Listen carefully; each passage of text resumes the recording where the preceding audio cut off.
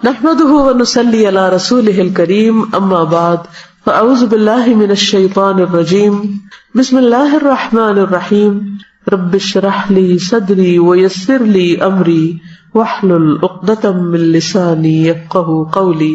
نیا سال محرم سے شروع ہوتا ہے اور محرم کا لفظی معنی کیا ہے؟ حرمت والا، حرام کیا گیا. کیا حرام ہے اس میں؟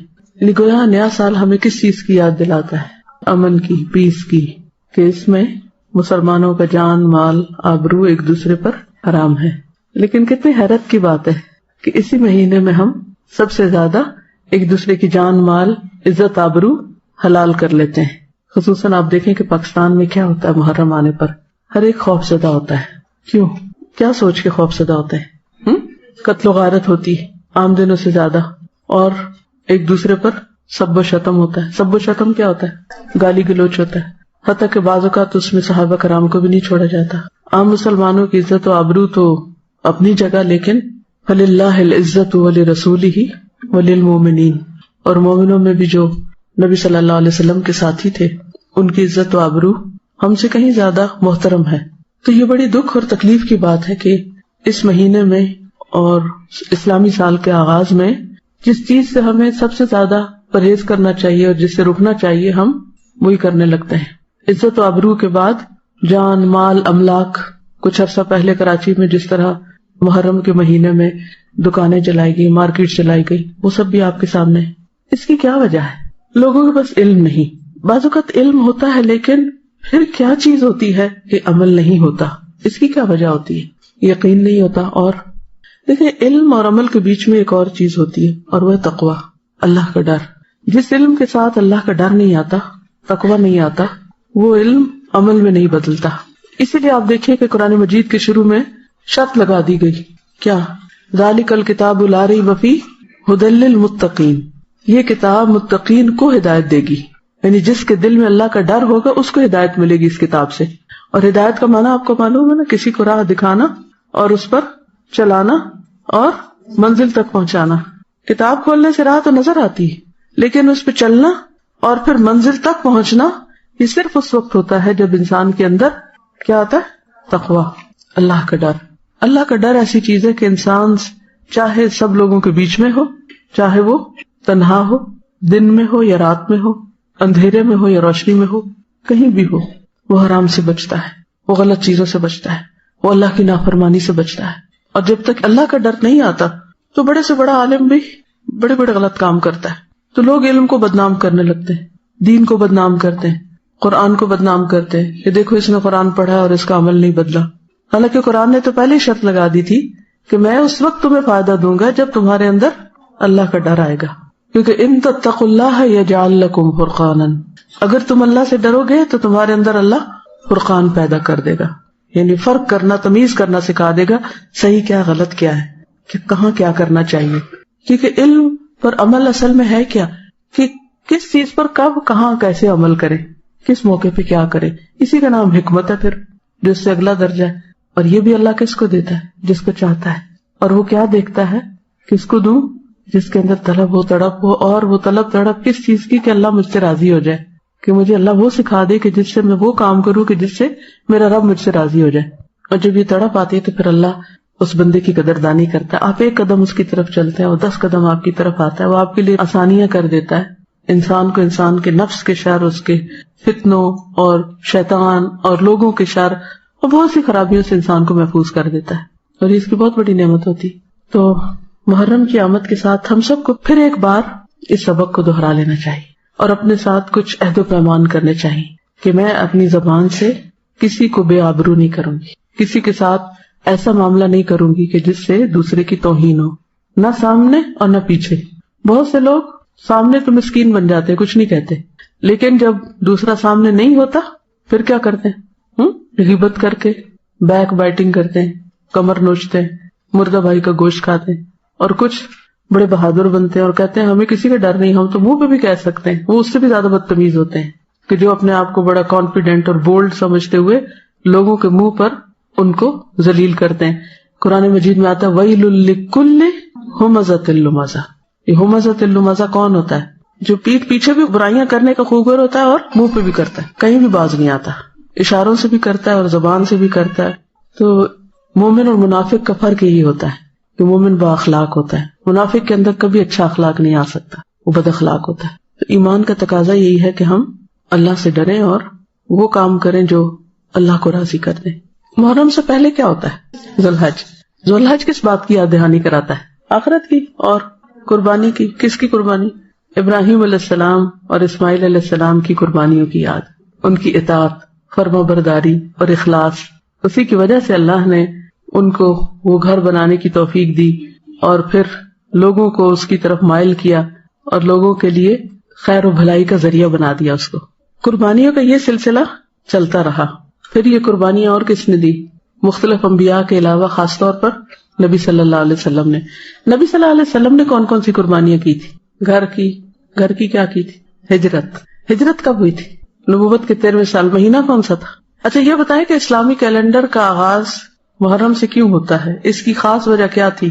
کیونکہ ہجرت ہوئی تھی. ہجرت سے ہی تو آغاز ہوا تھا اسلامی کیلنڈر کا.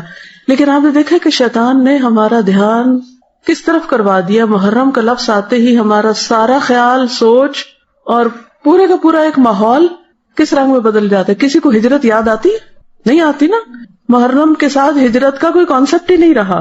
محرم کے ساتھ عزت آبرو کی حفاظت اور عزت آبرو کے خیال رکھنے کی بات ہی نہیں, سوچ ہی نہیں. کیسے شیطان نے بھلوایا ہم کو سب کچھ. اسلام کی اصل روح اور اس کا ایسنس وہ ختم ہو کے رہ گیا اور ہم کچھ اور ہی کرنے چل پڑے, جس کا ذکر نہ قرآن میں نہ سنت میں. اور ہم سب اس پہ راضی, اور ہم دیکھتے ہیں اپنی آنکھوں سے اور سنتے ہیں, اور کوئی بھی نہیں سوچتا کہ ہم سب کیا کر رہے ہیں. بحیثیت قوم کیا کر رہے ہیں, بحیثیت فرد کیا کر رہے ہیں, بحیثیت خاندان کے کیا کر رہے ہیں. تو سوچنا چاہیے نا. اللہ نے ہم کو عقل دی ہے نا, مسلمان بنایا, عقل دی, شعور دیا. انسان اور جانور میں سب سے بڑا فرق یہ ہے کہ انسان عقل استعمال کرتا ہے, باشعور ہوتا ہے. لہذا محرم جہاں حرمت کا سبق دیتا ہے وہاں ہجرت کا سبق دیتا ہے, ہجرت کی یاد دلاتا ہے. نبی صلی اللہ علیہ وسلم نے ہجرت کیوں کی تھی؟ دین کی خاطر اپنا گھر, جان, مال, ہر چیز کی قربانی کی تھی. ہجرت قربانی ہے نا. ذوالحج میں بھی قربانی اور محرم بھی قربانی.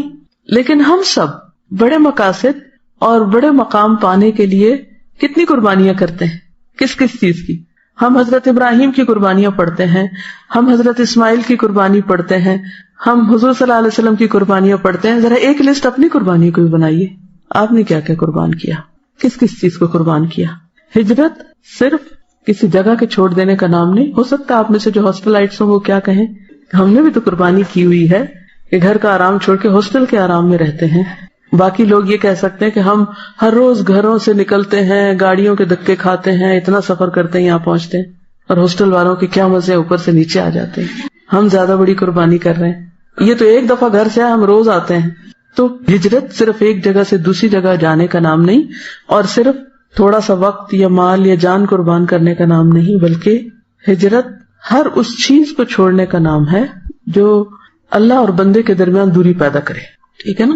اب آپ خود دیکھیے وہ کون سی چیزیں ہیں جو آپ اور آپ کے رب کے بیچ میں, رب کی یاد میں, اس کے ذکر میں رکاوٹ پیدا کرتی ہیں. خود سوچیے. اب آپ عقل استعمال کیجیے اور بتائیے مجھے. صبح سے آغاز کیجیے. جی, نیند ہم سے کب پیار ہے, نیند تمہیں پیاری ہے, کس قدر گراں تم پہ صبح کی بیداری ہے.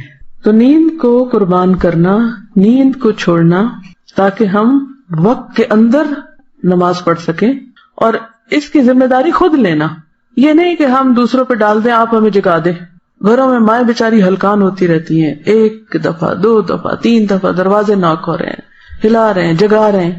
ہاسٹل میں آپ دیکھیں کہ کیا حالات ہیں. کیا واقعی ابھی تک ہم بچے ہیں کہ کوئی ہم کو جگائے؟ ہمیں اپنی ذمہ داری اب خود نہیں لینی چاہیے نا. خود جاگنا چاہیے نا.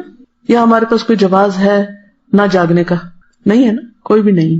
کوئی نہیں کہہ سکتا میرے پاس الارم کلاک نہیں. پہلے تو لوگوں کے پاس کوئی ایسی گھڑیاں نہیں ہوتی تھی, وہ کیسے جاگتے تھے؟ ایمان کے بل پہ جاگتے تھے نا. اگر آپ کے اندر اللہ کا ڈر ہے اور اللہ کا ذکر کر کے آپ سوتے ہیں, بلیو می, آپ کتنے بھی تھکے ہوئے, اگر آپ اللہ تعالیٰ سے رات دعا کر کے سوئیں کہ اللہ تعالیٰ مجھے اتنے بجے جگا دیں, لازماً آپ جاگ جائیں گے. آپ کی نیت اور ارادہ ہونا چاہیے. اگر ابھی تک بھی آپ کی صبح کی نماز لیٹ ہوتی ہے یا قضا ہوتی ہے, تو اس کا مطلب یہ ہے کہ آپ قربانی کرنا نہیں جانتے, اصل ہجرت نہیں کی ابھی تک آپ نے. تو ہمیں یہ دیکھنا ہے کہ کہاں کہاں ہمیں دین پر عمل کرنے میں مشکل پیش آ رہی ہے.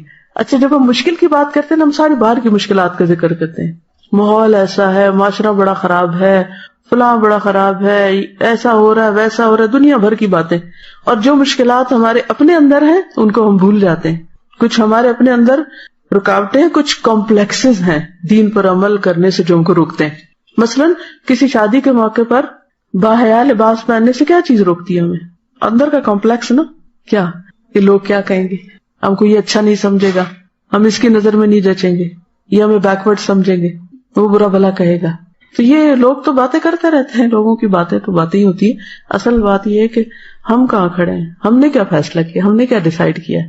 آخر کیا وجہ ہوتی ہے کہ کچھ لوگ ایک چیز سنتے ہیں اور اس کے حسن حصے پر عمل کرتے ہیں اور اس میں وہ استقامت اختیار کرتے ہیں, پکے رہتے, دنیا ادھر کی ادھر ہو جائے وہ کہتے ہیں میں نے تو اپنے رب کو ہی راضی کرنا ہے. اور کچھ لوگ ہر ہوا کے جھونکے کے ساتھ ادھر کو گر پڑتے ہیں, سوکھے پتے کی طرح اڑتے رہتے, کوئی ان کی منزل ٹھکانا نہیں ہوتا. تو ہمیں اپنے آپ کو دیکھنا ہے کہ ہم کہاں کھڑے ہیں. بعض اوقات ہمیں شیطان دھوکہ دیتا ہے, تم نے تو اب حجاب بھی کر لیا ہے اور تم تو اب نماز بھی 5 وقت پڑھنے لگ گئی ہو, اب تو تم بڑی نیک ہو گئی ہو. کسی کا قول ہے کہ بعض لوگ گناہ کر کے جنت میں داخل ہوں گے اور بعض نیکی کر کے جہنم میں. بظاہر دیکھنے میں تو بڑی الٹی سی بات لگتی ہے نا. عام قاعدہ کیا ہے کہ جو نیکی کرے گا وہ جنت میں جائے گا اور جو برا کرے گا وہ جہنم میں جائے گا. لیکن کسی نے کہا کہ نہیں, بعض نیکی کرنے والے جہنم میں جائیں گے اور بدی کرنے والے جنت میں. کیسے؟ اس کی وضاحت ابن القیم الجوزیہ نے کی ہے. وہ کہتے ہیں کہ بعض انسان ایسے ہوتے ہیں باشعور کہ اگر ان سے کوئی غلط کام ہو جائے, کوئی کوتاہی ہو جائے, کوئی برائی ہو جائے, وہ اتنے پشیمان ہوتے ہیں, اتنے نادم ہوتے ہیں, ان کو بار بار اپنے گناہ کا احساس ہوتا ہے اور وہ توبہ ہی کرتے رہتے ہیں. ان کی یہ توبہ ان کو جنت میں لے جاتی ہے, کیونکہ ان اللہ یحب التوابین, اللہ توبہ کرنے والوں سے محبت کرتا ہے. اور تواب فعال کے وزن پر کیا ہے؟ بہت زیادہ توبہ کرنے والے, کہ جو روتے ہیں کہ یا اللہ ہم سے غلطی ہو گئی. اور اس کے لیے پہلی شرط کیا کہ انسان مان جائے کہ مجھ سے غلطی ہوئی. اور یہ ماننا ہی بڑا مشکل کام ہے کہ کوئی کہے کہ ہاں مجھ سے غلطی ہوئی. اکثر آپ نے دیکھو کہ لوگ مانتے ہی نہیں, جھوٹ بول جاتے ہیں یا دوسروں پہ ڈال دیتے ہیں یا تعویل کر لیتے ہیں, غلطی نہیں مانتے. تو توبہ کیسے ہوگی اگر غلطی مانی ہی نہیں؟ یہ بھی کمپلیکس ہے نا اندر کا. اگر انسان فیصلہ کر لے کہ ہاں میں کمزور انسان ہوں, میں کون سا فرشتہ ہوں, مجھ سے تو غلطی ہوگی, ہر ایک سے ہوتی ہے, مجھ سے بھی ہوگی, تو لا الہ الا انت سبحانک, پاک تو صرف تو ہے, انی کنت من الظالمین, میں تو ہوئی خطا کار. تو پھر کیا ہوتا ہے؟ ایسا شخص اپنی ندامت کی وجہ سے, شرمندگی کی وجہ سے, غلطیوں پر رونے کی وجہ سے جنت میں پہنچ جاتا ہے. اچھا اس کے برعکس دوسرا شخص جس کو اللہ کی توفیق سے کوئی نیکی کا موقع ملا, پھر اس نے کیا کیا, بڑا خوش فہمی میں مبتلا ہو گیا, میں تو اتنا نیک ہوں, حج کر کے آیا ہوں. یہ ان سب نے تو حج نہیں کیا, واہ کیا ہے, کیا شان ہے, میں نے حج کیا, میں نے صدقہ کیا, میں نے یہ کیا, میں نے وہ کیا, اور وہ اس خوش فہمی میں اپنے اندر بھرا رہے, میں بڑا نیک ہوں, اب تو میرے سارے گناہ معاف ہو گئے, اب تو کیا فکر کی بات ہے. یا میں نے کوئی بھی, جیسے روزہ, میں تو روزہ رکھتا ہوں, یہ سارے تو روزہ بھی نہیں رکھتے. انسان دوسروں کو حقیر سمجھنے لگے اور اپنے آپ کو بڑا نیک سمجھنے لگے. کسی کو نماز پڑھتا دیکھے تو کہا اس کی کیا نماز ہے, اس کو تو نماز ہی نہیں پڑھنی ہے, تو میں دیکھو کیسے خشوع خضوع سے پڑھتا ہوں. یہ کتنی بڑی مصیبت ہے کہ جب کسی کو نیکی کی توفیق ہو جاتی ہے تو عموماً شیطان کہاں سے آ کے گرتا ہے, کہاں سے گرتا ہے, خوش فہمی میں مبتلا کر دیتا ہے, تم بڑے نیک ہو گئے ہو. وہ بار بار خیال ڈالتا ہے کہ تم بڑے اچھے ہو, اور باقی سب. اور چلو اگر یہ نہ بھی خیال ڈالے, یہ خیال ڈالنا ضرور شروع کر دیتا ہے کہ باقی سارے بڑے خراب ہیں. لوگوں کو انسان حقیر سمجھنے لگتا ہے اور یہاں سے تکبر آ جاتا ہے. اور جس کے دل میں رائی کے دانے برابر تکبر ہو, جنت میں نہیں جائے گا. کتنی خطرناک بات ہے. پھر کیا کرنا چاہیے؟ ہمیشہ اپنی غلطیوں پہ نظر رہے اور دوسروں کی اچھائیوں پہ نظر رہے کہ اس کے اندر یہ کتنی اچھی خوبی ہے. اگر ہم ہر ایک کے ساتھ ایسے ہی معاملہ کریں گے نا کہ اس کی اچھائیاں دیکھیں گے, یقین کرے ایک تو اپنا دل بڑا ٹھنڈا رہے گا, جس کو آپ دیکھیں گے خوش ہو جائیں گے. میں یہ ایک پریکٹس اکثر کرتی ہوں کہ جب کوئی بندہ مجھے نظر آتا ہے میں اس کی کوئی اچھائی یاد کرتی ہوں, تو اس کو دیکھتے ہی, اس کا نام سنتے ہی, اس کا خیال آتے ہی میرا دل خوش ہو جاتا ہے. یہ شخص بہت اچھا ہے, یہ بھی اچھا ہے, یہ بھی اچھا ہے, یہ بھی اچھا ہے. اچھا اس سے کیا ہوتا ہے کہ میں خوش رہتی ہوں. لیکن جب شیطان یہ خیال ڈالنے لگتا ہے نا بدگمانی, یہ اس نے یہ خرابی کی ہوئی ہے اور اس نے وہ غلطی کی ہوئی ہے اور اس نے یہ کیا ہوا ہے, تو ان کو تو غریبوں کو پتہ ہی نہیں ہوگا. تو اپنے اندر ایک کیا ہوتا ہے, جلن کڑن پریشانی لگی رہتی ہے اور انسان کبھی بھی خوش مزاج نہیں ہو سکتا. یاد رکھیے کہ جب ہم دوسروں کی اچھائیوں پہ نظر رکھتے ہیں تو پھر اس وقت ہمیں کیا ہوتا ہے, اپنی غلطیاں بہت نظر آتی ہیں.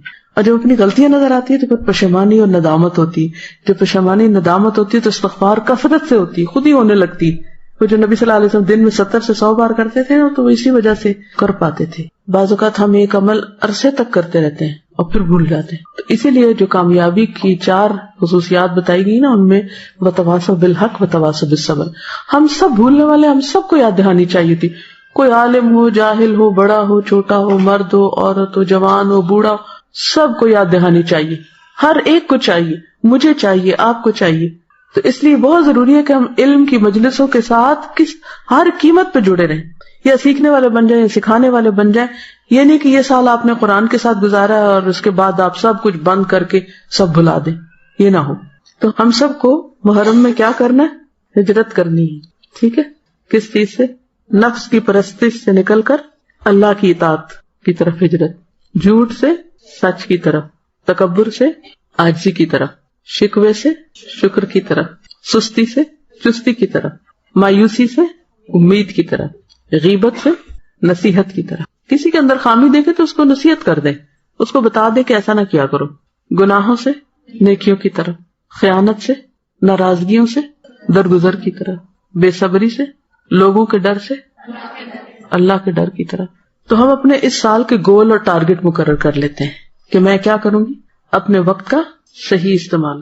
بچوں کو بٹھا کر صحابہ کرام کی اچھی باتیں اور اچھی چیزیں، سب سے پہلے تو یہ سبق سکھائیں کہ محرم کا مطلب کیا ہے، اور پھر ہمیں کس طرح دوسروں کی عزت احترام کرنا چاہیے، اور اللہ، رسول اور مومنین کی عزت کیا ہے، اور جن سے اللہ راضی ہو گیا ان کے بارے میں ہمیں کیا کرنا چاہیے. آپ دیکھیے، یہ جو حرمت ہوتی ہے نا کسی کی عزت، یہ ایسی چیز ہے کہ اگر ایک کی ٹوٹے نا تو لڑی ٹوٹ جاتی ہے، اب سب کی ٹوٹنے لگتی ہے. اگر صحابہ کرام کی عزت نہ کی ہم نے، کسی اور کی کوئی کرے گا، ماں باپ کی کوئی کرے گا، بہن بھائیوں کی کرے گا، استادوں کی کرے گا، بزرگوں کی کرے گا، بوڑھوں کی، کسی کی بھی پھر نہیں رہتی.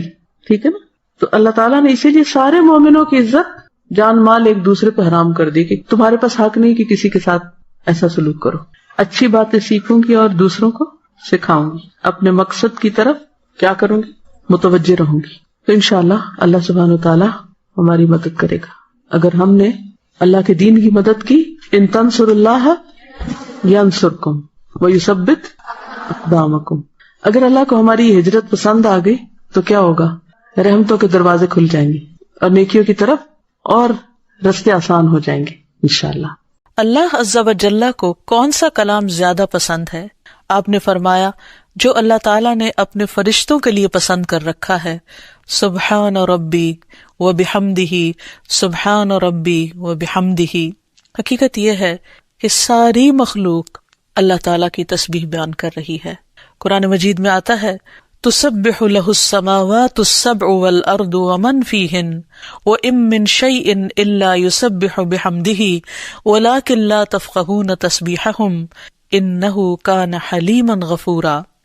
ساتوں آسمان اور زمین اور جو کچھ ان میں ہے سب اس کی تسبیح کر رہے ہیں، بلکہ کوئی بھی چیز ایسی نہیں جو اس کی حمد کے ساتھ اس کی تسبیح نہ کر رہی ہو، لیکن تم ان کی تسبیح کو سمجھتے نہیں کیونکہ ہر ایک کا اپنا اپنا انداز ہے. وہ بڑا بردبار اور معاف فرمانے والا ہے. سورۃ النور میں بھی اللہ سبحانہ وتعالی فرماتے ہیں الم تر ان اللہ یسبح له من فی السماوات والارض والطیر صافات کل قد علم صلاتہ وتسبیحہ واللہ علیم بما یفعلون. کیا تم دیکھتے نہیں کہ آسمانوں اور زمین میں جو کچھ ہے اور فضا میں پر پھیلائے ہوئے پرندے سبھی کے سب یہ اللہ کی تسبیح کر رہے ہیں. ہر مخلوق کو اپنی نماز اور تسبیح کا طریقہ معلوم ہے اور اللہ اسے خوب جاننے والا ہے جو وہ کرتے ہیں. بہت ہی خوبصورت آیت ہے جس سے یہ پتہ چلتا ہے کہ نمبر 1 ساری مخلوق تسبیح کر رہی ہے، سب اللہ کے ذکر میں مشغول ہیں، ایک ذرے سے لے کر بڑے بڑے ستارے اور سیارے. اور پھر خصوصاً پرندوں کی بات کی گئی، یعنی زمین اور آسمان کی مخلوق تو کر ہی رہی ہے تسبیح، لیکن ان دونوں کے درمیان جو پرندے اڑتے ہوئے نظر آ رہے ہیں اور بعض اوقات صفوں کی شکل میں، یعنی صف باندھے ہوئے یا پر پھیلاتے ہوئے اور سکیڑتے ہوئے یا اڑتے ہوئے، سب مل کر یا اکیلے اکیلے، یہ سب اللہ سبحانہ تعالیٰ کی پاکی بیان کرتے ہیں. ویسے بھی آپ نے دیکھا ہوگا کہ صبح اور شام کے اوقات میں بڑے بڑے درختوں پر بیٹھے ہوئے ہزاروں کی تعداد میں پرندے یک زبان ہو کر اللہ سبحانہ وتعالیٰ کی تسبیح کر رہے ہوتے ہیں، ذکر کر رہے ہوتے ہیں۔ فرمایا یہ سب اللہ کی تسبیح کرتے ہیں۔ تیسری بات یہ فرمائی گئی کہ ہر مخلوق کو اپنی نماز اور تسبیح کا طریقہ معلوم ہے۔ کس قدر دلچسپ اور خوبصورت بات ہے کہ پرندہ ہو یا چیونٹی ہو یا کوئی بڑے سے بڑا جانور ہو یا ستارہ اور سیارہ ہو، ہر ایک کو تسبیح بھی معلوم ہے، یعنی اللہ کا ذکر کیسے کرنا ہے، اور یہ بھی معلوم ہے کہ اس کا کام کیا ہے، وہ کیوں پیدا کیا گیا ہے، یعنی اس کو اپنے مقصد زندگی کا بھی معلوم ہے، اور پھر اللہ تعالیٰ کی عبادت اور اطاعت کے طریقے کیا ہیں، اس کے لیے کون سی راہیں مقرر کر دی گئی ہیں، یہ بھی اس کو خوب معلوم ہے۔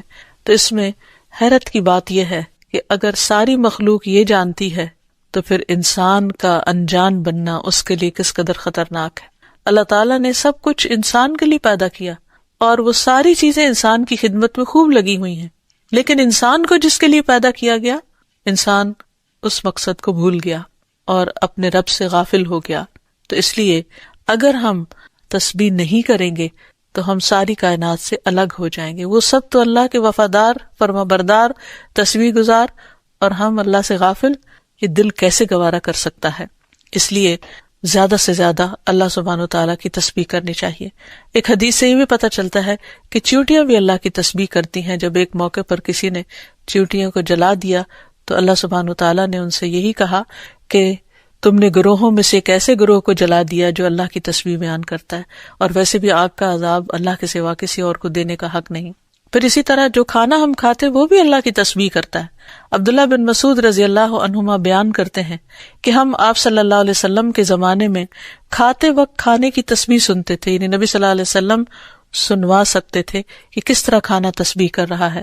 پھر اسی طرح فرشتے بھی اللہ تعالیٰ کی تسبیح کرتے ہیں، جس کا وہ اقرار خود کر رہے تھے کہ وَنَحْنُ نُسَبِّحُ بِحَمْدِكَ وَنُقَدِّسُ لَكَ، کہ ہم تیری حمد کے ساتھ تیری تسبیح کرتے ہیں اور تیری پاکی بیان کرتے ہیں۔ قرآن مجید میں سورۃ الشورى میں بھی آتا ہے وَالْمَلَائِكَةُ يُسَبِّحُونَ بِحَمْدِ رَبِّهِمْ، اور فرشتے اپنے رب کی حمد کے ساتھ اس کی تسبیح کرتے ہیں، یعنی تعریف بھی کرتے ہیں، تسبیح بھی کرتے ہیں۔ تسبیح کا مطلب ہوتا ہے اللہ تعالیٰ کو ہر عیب اور نقص سے پاک قرار دینا، اور حمد ہوتا ہے اللہ تعالیٰ کی تعریف بیان کرنا، یعنی اس کی خوبیوں پر اور اس کے کمالات پر اس کی تعریف کرنا۔ پھر اسی طرح وہ فرشتے جو عرش کو اٹھائے ہوئے ہیں وہ بھی اللہ تعالیٰ کی تسبیح کرتے رہتے ہیں۔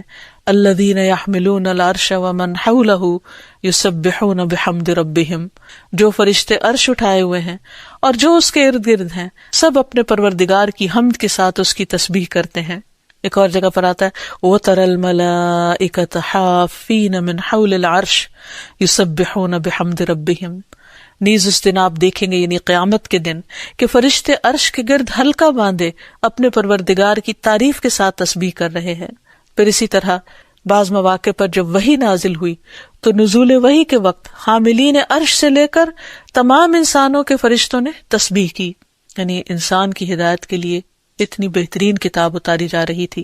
اور تسبیح فرشتوں کی خوراک بھی ہے، یعنی جیسے ہم انسان کھانا پینا کرتے ہیں اسی طرح فرشتوں کو کسی مادی چیز کے کھانے کی ضرورت نہیں ہوتی، وہ ان کی تسبیح جو ہے وہی خوراک ہے۔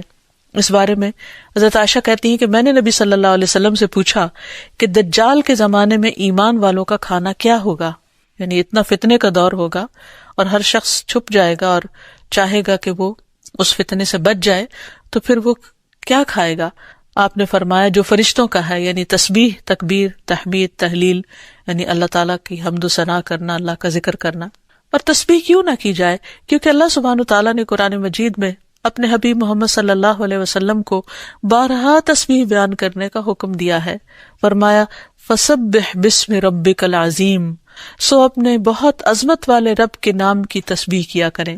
پھر ہے سبح اسم ربک الاعلی، اپنے رب کے نام کی تسبیح کریں جو سب سے بلند ہے۔ پھر ہے فسبح بحمد ربک وکن من الساجدین، پس اپنے رب کی حمد کے ساتھ تسبیح کریں اور سجدہ کرنے والوں میں سے ہو جائیں۔ پھر نبی صلی اللہ علیہ وسلم کو ایک اور جگہ پر صبح و شام اللہ تعالیٰ کی تسبیح کرنے کا حکم دیا گیا۔ سورۃ طٰہٰ میں اللہ تعالیٰ فرماتے ہیں سو اس پر صبر کرو جو وہ کہتے ہیں، اور سورج طلوع ہونے سے پہلے اور اس کے غروب ہونے سے پہلے اپنے رب کی حمد کے ساتھ تسبیح کرو، اور رات کے کچھ اوقات میں بھی پس تسبیح کرو، اور دن کے کناروں میں بھی، تاکہ تم خوش ہو جاؤ۔ یعنی خوشی کا راز، اطمینان اور سکون کا راز اللہ تعالیٰ کی تسبیح کرنے میں ہے، جو ذکر کا ایک بہترین طریقہ ہے، اور یہ ایمان والوں کی علامت بھی ہے، کیونکہ قرآن مجید میں آتا ہے انما یؤمن بآیاتنا الذین اذا ذکروا بها خروا سجدا وسبحوا بحمد ربهم وهم لا یستکبرون، کہ ہماری آیات پر تو وہی لوگ ایمان رکھتے ہیں کہ جب انہیں ان کے ساتھ نصیحت کی جاتی ہے تو وہ سجدہ کرتے ہوئے گر پڑتے ہیں، یعنی جھک جاتے ہیں، اور اپنے رب کے حمد کے ساتھ اس کی تسبیح کرتے ہیں، اور وہ تکبر نہیں کرتے۔ یعنی یہ ہوتی ہے مومن کی شان، کہ وہ اللہ کی تعریف میں کھویا ہوتا ہے، اللہ کی پاکیزگی بیان کرتا ہے، وہ اپنے رب کی قدر کو پہچانتا ہے، اور اپنے کوتاہیوں کو اور اپنی غلطیوں کو، اسی لیے وہ اللہ تعالیٰ کی پاکی بیان کرتا ہے اور اپنے قصور کا اعتراف کرتا ہے، اور اس کی زبان اللہ کے ذکر سے تر رہتی ہے۔ پھر اسی طرح یہ ہے کہ تسبیح تمام مخلوق کے رزق کی کنجی بھی ہے۔ اللہ کے نبی نوح علیہ السلام کی وفات کا وقت جب قریب آیا تو انہوں نے اپنے بیٹے سے فرمایا کہ میں تمہیں ایک وصیت کر رہا ہوں، سبحان اللہ و بحمدہ کا ورد کرتے رہنا، یہ ہر چیز کی نماز ہے، اس کے ذریعے مخلوق کو رزق ملتا ہے۔ تو جو شخص یہ چاہتا ہو کہ اس کے رزق میں کشادگی ہو، اسے بھی کثرت کے ساتھ تسبیح کرنی چاہیے، جیسے اللہ تعالیٰ قرآن مجید میں حکم بھی دیتے ہیں، یا ایھا الذین آمنوا اذکروا اللہ ذکرا کثیرا وسبحوہ بکرۃ واصیلا، اے ایمان والو اللہ کو بکثرت یاد کیا کرو اور صبح و شام اس کی تسبیح بیان کیا کرو۔ یعنی انسان کو خاص طور پر صبح اور شام کے اوقات میں تسبیح کرنی چاہیے، جس کی تفصیل احادیث میں ہمیں ملتی ہے۔ رسول اللہ صلی اللہ علیہ وسلم خود بھی کثرت کے ساتھ سبحان اللہ و بحمدہ استغفر اللہ و اتوب الیہ کثرت سے پڑھا کرتے تھے، کہ پاک ہے اللہ اور اس کی تعریف کے ساتھ، اور میں اللہ تعالیٰ سے بخشش طلب کرتا ہوں اور میں اس کی طرف توبہ کرتا ہوں۔ پھر اسی طرح تسبیح اہل جنت کی پکار بھی ہوگی، دعواہم فیہا سبحانک اللہم، کہ ان کی پکار وہاں ہوگی کہ اے اللہ تو پاک ہے ہر عیب سے، ہر کمی کوتاہی سے، ہر نقص سے، یعنی تو بے عیب ہے، منزہ ہے۔ اور یہ اللہ سبحانہ وتعالیٰ کو نہایت پسند ہے کہ اس کی کوئی مخلوق اس کی پاکی بیان کرے، کیونکہ وہ اس کا مستحق ہے، وہ ہے ہی پاک۔ پھر یہ ہے کہ اہل جنت بھی صبح و شام اللہ تعالیٰ کی تسبیح بیان کریں گے، اس لیے ضروری ہے کہ انسان یہ سلسلہ دنیا سے ہی شروع کر دے۔ اہل جنت کی تسبیح جو ہے وہ ان کی سانسوں میں جاری کر دی جائے گی، اور پھر جو لوگ اللہ تعالیٰ کی تسبیح نہیں کرتے وہ دراصل بد نصیب ہیں، کیونکہ وہ اتنی بڑی خیر سے محروم ہو رہے ہیں جو دنیا میں ان کے لیے سکون کا باعث ہے، اور آخرت میں ان کے لیے رب کے قرب کا ذریعہ ہوگی۔ تسبیح کے لیے جو الفاظ استعمال ہوتے ہیں اس میں سبحان اللہ و بحمدہ، سبحان ربی الاعلی، سبحان ربی العظیم، یہ تمام کلمات جو ہیں یہ تسبیح کے ہیں۔ اس کے علاوہ ایک اور حدیث سے ہمیں پتہ چلتا ہے، سمرہ بن جندب کہتے ہیں کہ رسول اللہ صلی اللہ علیہ وسلم نے فرمایا، اللہ کے نزدیک سب سے زیادہ محبوب کلمات 4 ہیں، سبحان اللہ والحمد للہ ولا الہ الا اللہ واللہ اکبر، اور تمہیں اس میں سے کسی بھی کلمے سے شروع کرنا نقصان نہ دے گا، یعنی پہلے الحمدللہ بھی کہہ سکتے ہیں یا سبحان اللہ پہلے کہہ سکتے ہیں، لیکن یہ اللہ تعالیٰ کے نہایت پسندیدہ ترین کلمات ہیں۔ پھر اسی طرح آپ صلی اللہ علیہ وسلم نے یہ بھی فرمایا کہ بے شک تم لوگ اللہ کی عظمت کا جو ذکر کرتے ہو، یعنی تسبیح، تحلیل، تحمید، جو الفاظ بھی کہتے ہو، وہ عرش کے ارد گرد چکر لگاتے ہیں، ان کی ایسی بنبناہٹ ہوتی ہے جیسے شہد کی مکھیوں کی بنبناہٹ، وہ اپنے کہنے والے کا ذکر اللہ کے ہاں کرتے ہیں، کیا تم نہیں چاہتے کہ اللہ کے ہاں تمہارا ذکر ہوتا رہے؟ تو اس سے پتہ چلتا ہے کہ انسان اگر یہ چاہتا ہے کہ اللہ سبحانہ وتعالیٰ کے ہاں اس کا ذکر ہو تو اس کو چاہیے کہ دنیا میں وہ کثرت کے ساتھ تسبیح کرے، کیونکہ یہ اس کے لیے تمام چیزوں سے بہتر ہے۔ تسبیحات کا پڑھنا تمام چیزوں سے بہتر ہے۔ ابو ہریرہ کی روایت میں آتا ہے کہ رسول اللہ صلی اللہ علیہ وسلم نے فرمایا، سبحان اللہ والحمد للہ ولا الہ الا اللہ واللہ اکبر، کہ اللہ پاک ہے اور سب تعریفیں اسی کے لیے ہیں، اللہ کے سوا کوئی معبود نہیں اور اللہ سب سے بڑا ہے، یہ کہنا میرے نزدیک ہر اس چیز سے محبوب ہے جس پر سورج طلوع ہو، یعنی بڑے بڑے سونے چاندی کے ڈھیر سے بھی زیادہ پسندیدہ تھا نبی صلی اللہ علیہ وسلم کے نزدیک ان کلمات کا ذکر کرنا، ورد کرتے رہنا۔ پھر اسی طرح یہ کلمات جو زبان پر بہت ہلکے ہیں اور میزان میں بہت بھاری ہیں اور الرحمن کو بہت ہی پیارے ہیں، وہ ہیں سبحان اللہ و بحمدہ، سبحان اللہ العظیم۔ پھر ایک بار تسبیح پڑھنے سے زمین و آسمان بھر جاتا ہے۔ رسول اللہ صلی اللہ علیہ وسلم نے فرمایا طہارت نصف ایمان کے برابر ہے، اور الحمدللہ کہنا میزان کو بھر دیتا ہے۔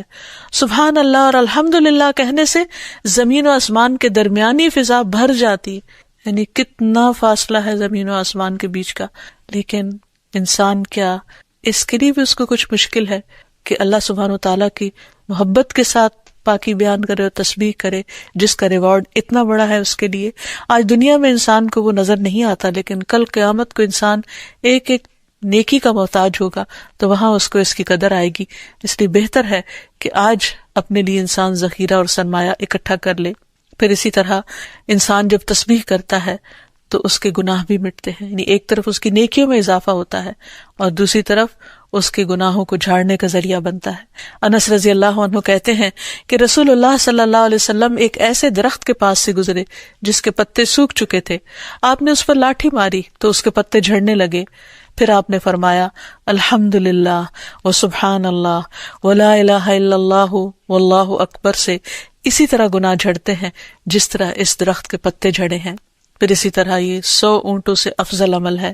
نبی صلی اللہ علیہ وسلم نے فرمایا جس نے سورج طلوع ہونے اور اس کے غروب ہونے سے قبل 100 بار سبحان اللہ کہا تو یہ اس کے لیے 100 اونٹوں سے بہتر ہے، یعنی اتنی بڑی کمائی اور نیکیوں کا اتنا بڑا ذخیرہ ہے۔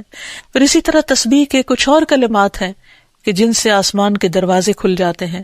ابن عمر کہتے ہیں کہ ہم رسول اللہ صلی اللہ علیہ وسلم کے ساتھ نماز پڑھ رہے تھے کہ جماعت میں سے ایک آدمی نے کہا اللہ اکبر کبیرہ والحمد للہ کثیرا وسبحان اللہ بکرۃ واصیلا، تو رسول اللہ صلی اللہ علیہ وسلم نے فرمایا اس طرح کے کلمات کہنے والا کون ہے؟ جماعت میں سے ایک آدمی نے عرض کیا اے اللہ کے رسول میں ہوں۔ آپ نے فرمایا کہ مجھے تعجب ہوا کہ اس کے لیے آسمان کے دروازے کھولے گئے۔ ابن عمر فرماتے ہیں کہ میں نے ان کلمات کو پھر کبھی نہیں چھوڑا جب سے اس کے بارے میں نے رسول اللہ صلی اللہ علیہ وسلم کو یہ فرماتے ہوئے سنا کیا کہ اس شخص کے لیے آسمان کے دروازے کھول دیے گئے، یعنی ان کلمات کے پڑھنے کی وجہ سے۔ پھر تسبیحات کا پڑھنا جنت میں درخت لگانے کا سبب بنتا ہے۔ پھر اسی طرح انسان کے تمام جوڑوں کا صدقہ ہر روز اس پر واجب ہو جاتا ہے، اور یہ تسبیحات اس کے لیے ہر جوڑ سے صدقے کا باعث بنتی ہیں۔ پھر یہ ہے کہ تسبیحات عمر میں اضافے کا ذریعہ بھی بنتی ہیں۔ نبی صلی اللہ علیہ وسلم نے فرمایا اللہ کے نزدیک اس مومن سے افضل کوئی نہیں جسے حالت اسلام میں لمبی عمر دی گئی ہو، اس کی تسبیح و تکبیر اور تحلیل کی وجہ سے۔ پھر اسی طرح انسان کے لیے یہ تسبیحات محرومی سے بچاؤ کا ذریعہ بھی ہیں۔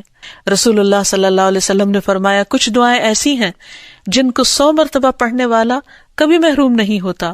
سبحان اللہ والحمد للہ ولا الہ الا اللہ واللہ اکبر، یعنی جب انسان کو کوئی حاجت ہو، کوئی ضرورت ہو، کوئی مشکل ہو، کوئی پریشانی ہو تو اللہ سبحانہ و تعالیٰ کا ان الفاظ کے ساتھ ذکر کرنا شروع کر دے، تسبیح کرنا شروع کر دے، کیونکہ یہ باقی رہنے والی نیکیاں ہیں اور دنیا میں بھی انسان کو فائدہ دیتی ہیں اور آخرت میں بھی انسان کے لیے آگ سے بچاؤ کا ذریعہ ہیں۔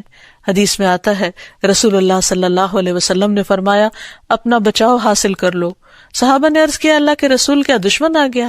آپ نے فرمایا نہیں، لیکن جہنم سے تمہارا بچاؤ سبحان اللہ والحمد للہ ولا الہ الا اللہ واللہ اکبر سے ہے، اور یہی کلمات باقیات صالحات ہیں۔ پھر اسی طرح دل کی گھٹن اور سینے کی تنگی کا علاج بھی تسبیح میں ہے۔ پریشانی، ڈر اور خوف کو دور کرنے کا ذریعہ بھی تسبیحات ہیں۔ تو ہر موقع کی مناسبت سے انسان کو تسبیح کرتے رہنا چاہیے۔ جب نعمت کی تکمیل ہو، جیسے نبی صلی اللہ علیہ وسلم نے جب اپنا مشن مکمل کر لیا اور اللہ سبحانہ و تعالیٰ نے ان کی گواہی دے دی کہ ان کا کام پورا ہو چکا ہے، تو اس وقت یہ سورت نازل ہوئی اذا جاء نصر اللہ والفتح ورأیت الناس يدخلون فی دین اللہ افواجا فسبح بحمد ربک واستغفر انہ کان توابا۔